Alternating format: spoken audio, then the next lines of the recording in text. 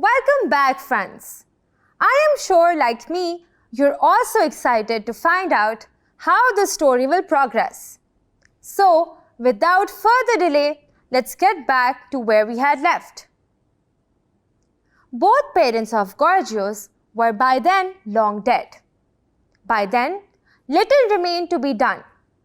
He had only to stick for a few more days to that wild idea of his. And then, when the question arose of choosing an athlete to fill the newly made post, whom could they choose but the man who had worked for it all those years?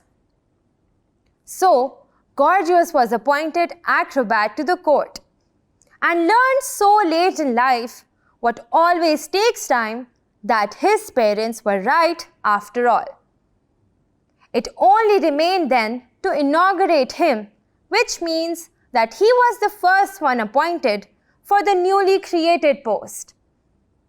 And that is where I came on the scene, wondering about Europe as I used to do in those days when food used to be cheap and I was young and could easily walk long distances.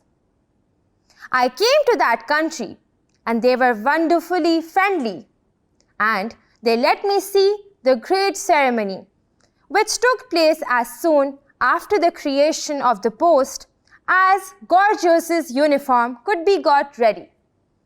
And very magnificent clothing it was, a tight-fitting suit of red velvet, all gay with gold buttons and shining with lines of gold lace that found or to move in curves and twisted about it. The great throne room had been turned into a kind of gymnasium, with the members of the royal house seated along with a raised platform at one end, and the principal officers standing beside and behind them.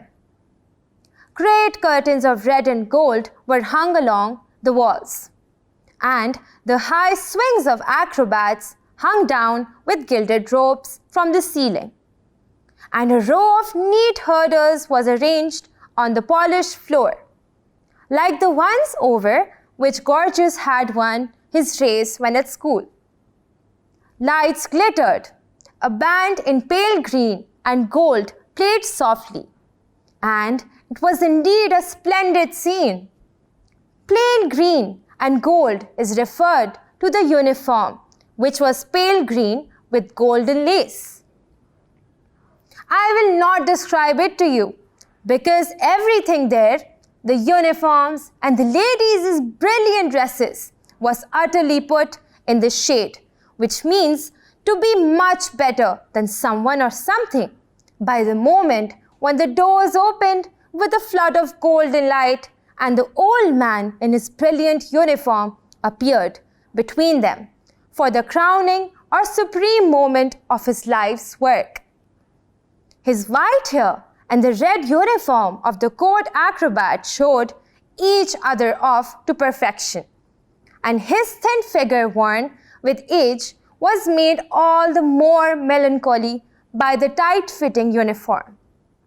As though tired by his long patience and the work of lifetime, he walked slowly in his pointed shoes and leaned on a gilded stick.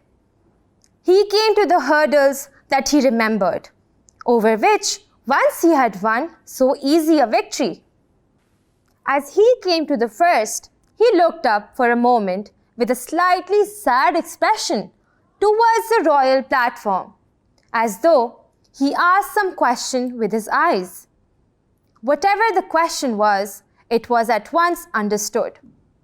Royal smiles were directed towards him, and gentle applause broke out from every hand or side, which he understood at once, and the old bent form moved on away from the hurdle.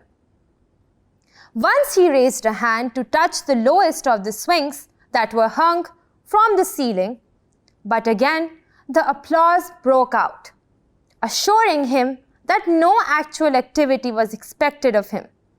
And so, having made his bows, he was led to a seat, his life's ambition achieved. It must have taken him more than 60 years to do it. since first he came by that strange ambition of his. But he did it. Not many stick to a thing for so long. And Jorkins uttered a quiet sigh, so clearly mourning over some lost ambition that he himself had given up, that not even Turbot asked him what it was. Well, friends, after going through this story, I hope you have found it easier to answer this question that I earlier asked. What will you choose between opportunity and determination?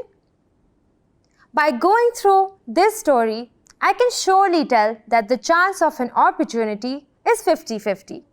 But determination is in our hands, and that is something no one can take away from us.